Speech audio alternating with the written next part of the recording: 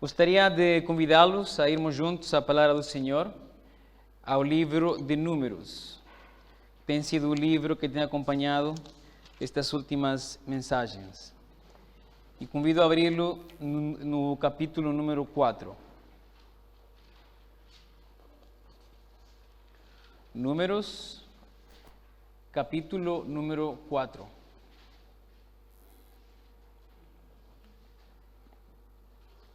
E antes de ler a passagem de hoje, gostaria de começar comentando uma questão que nós vemos na Bíblia e que nós encontramos no Deus da Bíblia. Quando nós vamos às Escrituras, vamos encontrar que o Senhor sempre faz as coisas, obviamente, de maneira certa. E nós podemos ver que esta maneira certa de fazer as coisas por parte de Deus é totalmente diferente a como os homens as fazem. Uma delas é como a fé de uma pessoa ou as suas convicções são construídas. Nós vamos ver que o homem vai sempre tentar criar alguma coisa visível para poder se relacionar com Deus, o que é o Deus ou deuses. Vamos ver que o homem vai tentar sempre criar alguma experiência ou algo tangível, um objeto, alguma questão imanente onde o homem possa mexer. Porque o homem, pois naturalmente, custa-lhe acreditar algo que não vê nem mexe. Quando nós vamos à palavra, vamos ver que Deus vai romper esse paradigma do ser humano como um ser pecador. E Deus vai ensinar aos homens que para conhecê-lo é necessário ouvi-lo. Então, ouvir a Deus é mais importante do que tentar vê-lo ou tentar tocar nele. Então vamos ver constantemente esta tensão, principalmente na nação de Israel, que é a nação que Deus escolheu para acompanhar a sua história, onde Deus quer que eles ouçam, Ouve, ó Israel. Mas eles às vezes querem ir-se pelo caminho dos povos pagãos. E quando nós pensamos neste aspecto, também pode surgir a pergunta, por que Deus faz desta maneira? Será que é um capricho? Por que Deus não deixa que alguém possa apreciar a glória da sua presença, tocar ou ver? E a passagem que vamos ler realmente nos mostra um pouco deste aspecto sobre a presença de Deus. Então convido a que juntos possamos ler dos versículos 15 ao versículo 20. Números capítulo 4, do versículo 15 ao versículo 20. A palavra do Senhor diz: Havendo, pois, Arão e seus filhos, ao partir do arraial, acabando de cobrir o santuário e todos os instrumentos do santuário, então os filhos de Coate virão para levá-los, mas no santuário não tocarão, para que não morram. Este é o cargo dos filhos de Coate na tenda da congregação. Porém, o cargo de Eleazar, filho de Arão, o sacerdote, será o azeite da luminária e o incenso aromático, e a contínua oferta dos manjares e o azeite da unção, o cargo de todo o tabernáculo e de tudo o que nele há no santuário e nos seus vasos. E falou o Senhor a Moisés e a Arão, dizendo: Não deixareis extirpar a tribo das gerações dos coatitas do meio dos levitas. Mas isto lhes fareis, para que vivam e não morram, quando chegarem à santidade das santidades. Arão e seus filhos virão, e a cada um porão no seu ministério e no seu cargo. Porém, não entrarão a ver quando cobrirem o santuário, para que não morram. Vamos parar aí. Este livro de Números, no capítulo 3 e no capítulo 4, como falei na última mensagem, nos vai falar muito sobre a tribo de Levi. Uma tribo que nós aprendemos que está muito relacionada à presença do Senhor. Agora, esta tribo de Levi tinha algumas famílias, principalmente 4. Estavam os coatitas, mais outras dois, e Arão, que são as que estão aqui mencionadas, a de Coat e a de Arão. E estas tribos, esta família dos coatitas, teria uma grande responsabilidade, que era carregar as coisas mais santas do tabernáculo quando o povo estivesse num lugar e fosse para outro lugar. Então Deus vai deixar bem claras as regras para que eles não morram ao momento de fazer isso. Então, se nós reparamos, o versículo 15, Deus dá um mandamento que diz: não tocarão nenhum dos artigos mais santos do tabernáculo. E quando nós vamos ver, por exemplo, o versículo 4, quando fala das coisas santíssimas e o lugar santíssimo, vamos ver o versículo 5 e 6 deste capítulo, como Deus fazia isto, pois colocava umas varas, esta arca, por exemplo, do testemunho, tinha 4 argolas, e se metiam umas varas, então as varas eram metidas, e só aí os coatitas podiam levar a arca. Eles não podiam mexer diretamente na arca. Mais à frente, por exemplo, vamos ver como é levada a mesa da proposição, que haviam pratos, incensários, taças, pão, etc. E da mesma maneira, haviam 4 argolas na mesa, se metiam 2 varas, e só assim podia ser levado. Se alguém tocava diretamente nos instrumentos que não fosse um sacerdote, se os coatitas tocavam, eles morriam imediatamente. Deus tinha determinado este castigo. Da mesma maneira, por exemplo, com o altar de ouro, é igual. Sempre haviam 4 argolas, metiam as varas, e as pessoas, os varais, levavam o altar de ouro.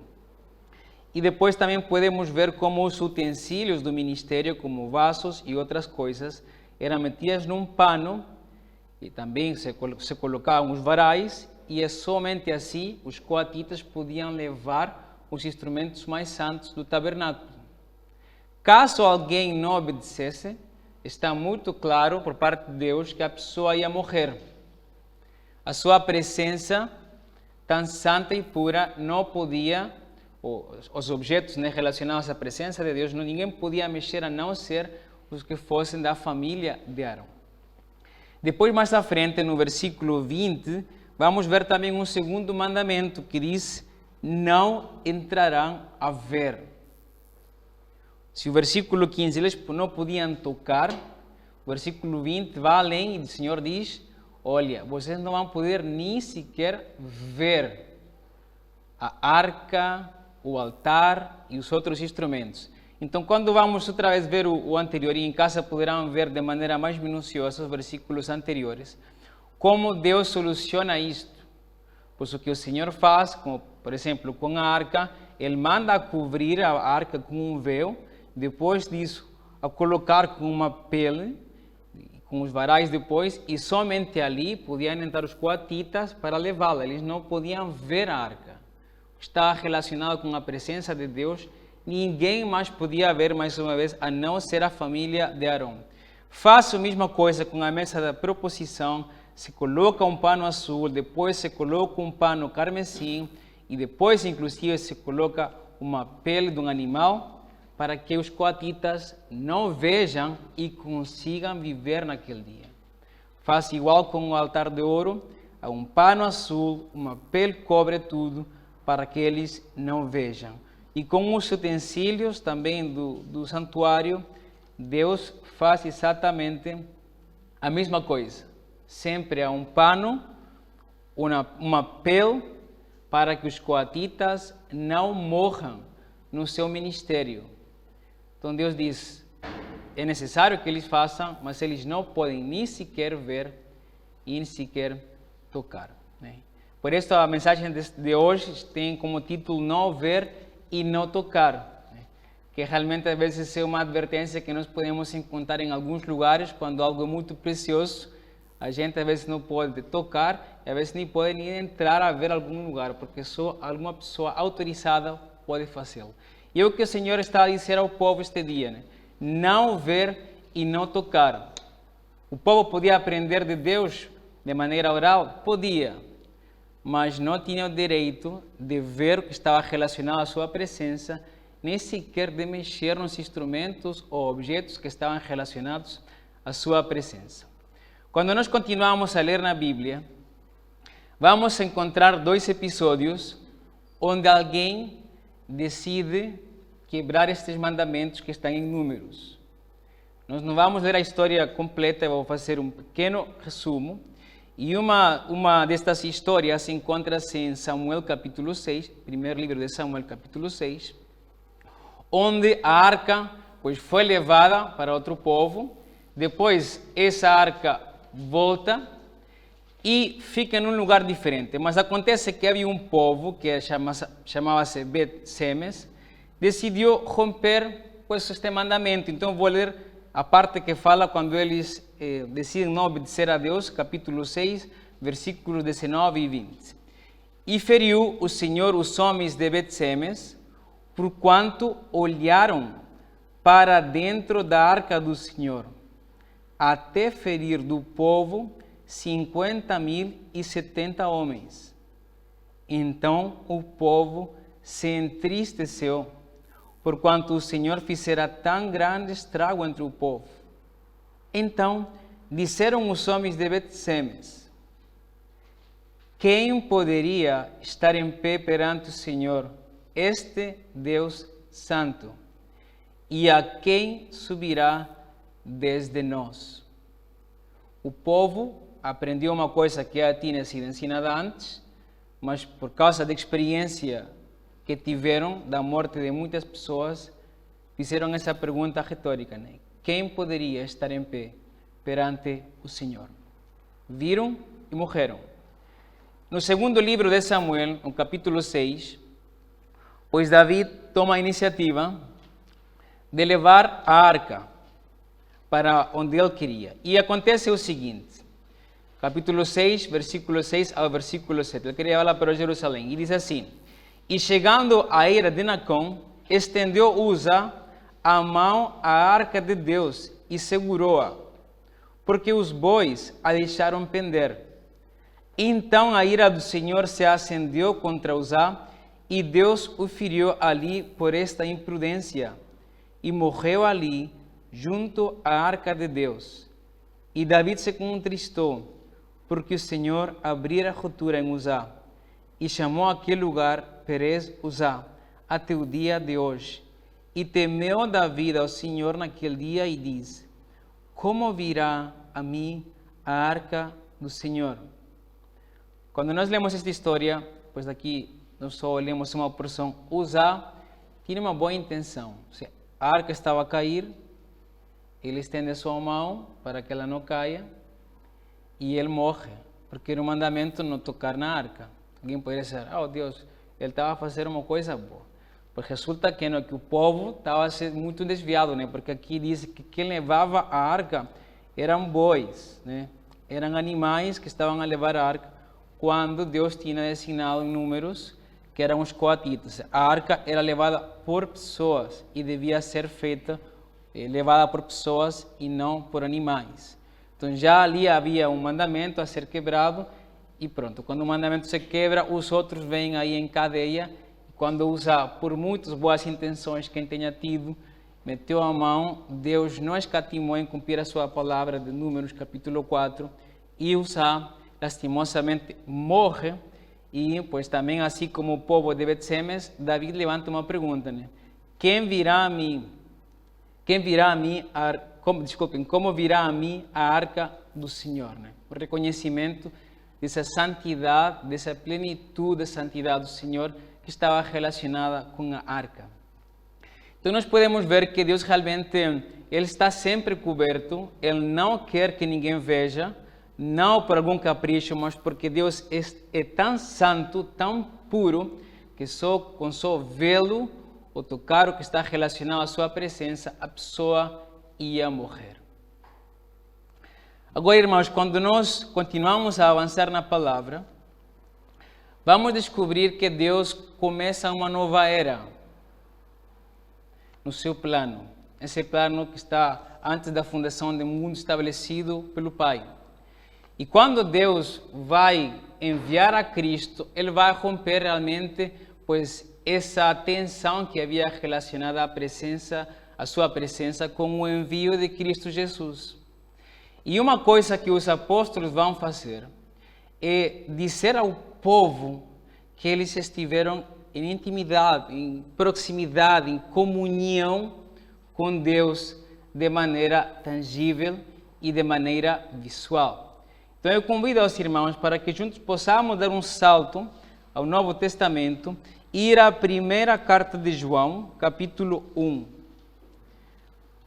Está o Evangelho de João, é uma coisa, e mais à frente estão as cartas, que são 3. Quem não sabe onde está, pode ir a Apocalipse e pode ir um pouco para trás e vai encontrar bem mais fácil o capítulo 1 da carta de João. Apocalipse, vai para trás e encontra a primeira carta de João. E vamos ler versículo 1 ao versículo 3. João escreve, João o apóstolo, o que era desde o princípio, o que ouvimos, o que vimos com os nossos olhos, o que temos contemplado e as nossas mãos tocaram da palavra da vida, porque a vida foi manifestada e nós a vimos e testificamos dela, e vos anunciamos a vida eterna que estava com o Pai e nos foi manifestada. O que vimos e ouvimos, isso vos anunciamos, para que também tenhais comunhão conosco, e a nossa comunhão é com o Pai e com seu Filho, Jesus Cristo. Houve um momento na história do cristianismo onde as questões tangíveis e visuais começaram também a ser desprezzadas. Pelo outro extremo, muito influenciados pela cultura grega, né, onde a questão do falar, de filosofar, né, se tinha tornado mais importante que questões como a ressurreição de Cristo e questões como as boas obras. Então João vai começar lembrando isto, que essa experiência de Cristo que ele teve como apóstolo foi até uma comunhão que nunca tinha acontecido. Ou seja, disse que ele viu, que ouviu e que tocou com as suas próprias mãos. Então, quando nós pensamos no Antigo Testamento, esse Deus de números que era praticamente inacessível a não ser para a família de Arão, as pessoas não podiam ver nada relacionado à sua presença, não podiam nem sequer tocar. E quando entramos numa carta como João, como a primeira carta de João, e ele descreve essa comunhão que ele teve com Cristo, nós entendemos que Deus realmente solucionou esse problema.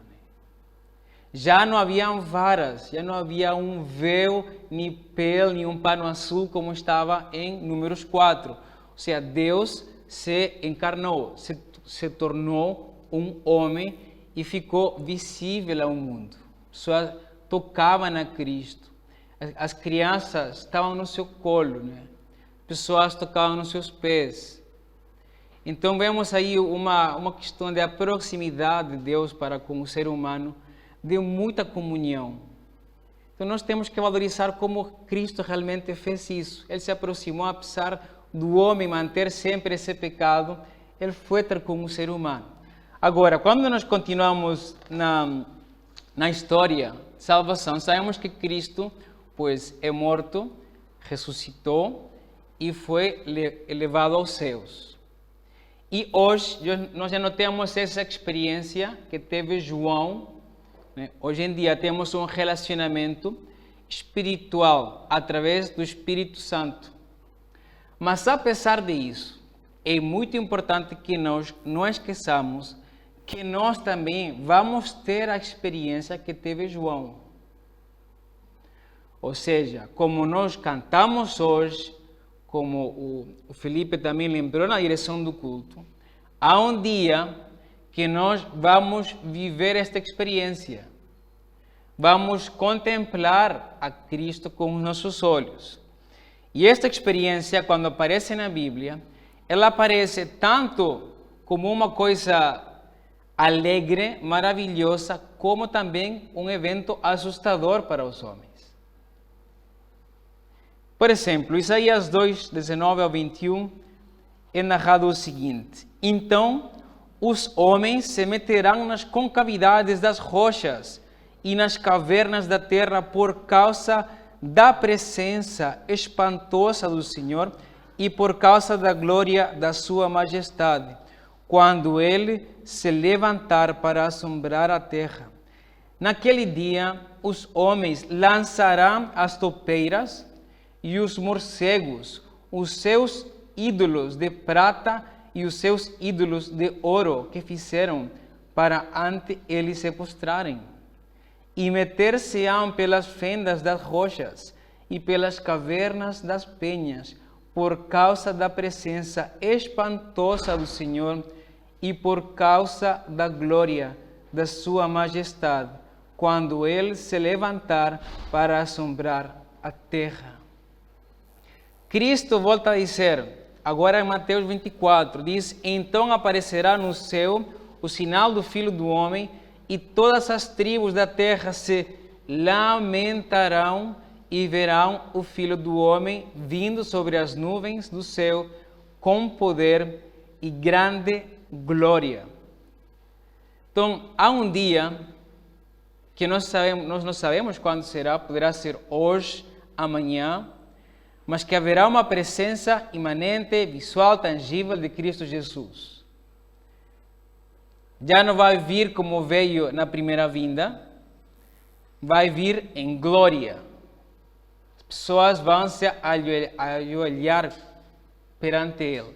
Mas acontece que nos é dito aqui que muitos se lamentarão naquele dia. Ou seja, as pessoas não vão acreditar. Dizem que as pessoas que tiram ídolos vão ter tanta vergonha que vão escondê-lo. Dizem, olha, afinal, Cristo tinha razão. Agora, o cristão já não tem esse temor, poderíamos dizer assim, esse medo da vinda de Cristo.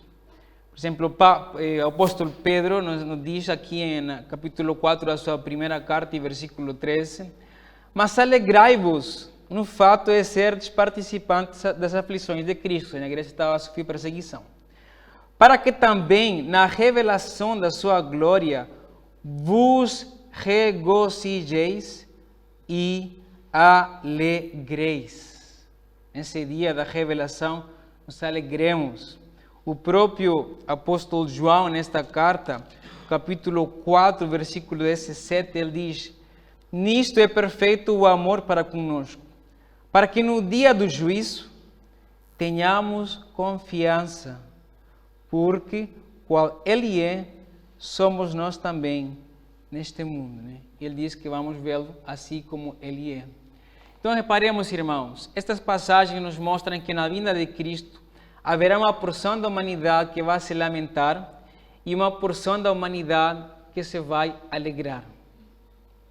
A minha pergunta para si é a seguinte: qual vai ser você? Vai ser daquele que espera assim com um sorriso que Cristo veio finalmente? Ou vai dizer, ao final tinha razão? E ali já não há hipótese de salvação. Esse ajoelhar já não é um ajoelhar de glória, de salvação, de alegria, de um tremor e um medo que as pessoas vão ter, que não há hipótese a não ser ficar debaixo dele. E Deus em Números nos mostra igual. Somente a linha de Arão podia ter essa tranquilidade de mexer nas coisas do altar, do tabernáculo. Os outros tinham que tremer, não podiam nem ver, nem tocar. E o Senhor igual. Quando Cristo volte, só aqueles que são os seus filhos vão estar tranquilos, como João disse, com confiança, como Pedro fala, com alegria. O resto não poderá. Então nós como igreja queremos convidar para que pense nisto. Se Cristo volta hoje, onde vai passar a sua eternidade? Se Cristo volta hoje, vai ser um dos que se vai alegrar ou que se vai lamentar. E caso a sua resposta seja lamentação, nós queremos convidá-lo para que se arrependa, para que aceite a Cristo como Senhor e Salvador. E assim possa esperar com alegria e já não mais com tristeza esse dia glorioso da volta de Cristo. Esse convite que nós fazemos como igreja, se alguém está a ver esta mensagem nas redes sociais, fazemos o mesmo convite. Aí onde está, pode fazer uma oração de arrependimento, entrar em contato com a igreja, que nós com muita alegria vamos devolver, respondendo qualquer pergunta que também possa fazer. Então, irmãos, esse é Deus que nós temos. É o mesmo de números. Deus não muda. Vai solucionando os problemas dos homens e hoje, através de Cristo, nós vamos conseguir vê-lo como João, mexer nele, abraçá-lo com total confiança e satisfação e alegria. Nós queremos que todas as pessoas possam dizer o mesmo.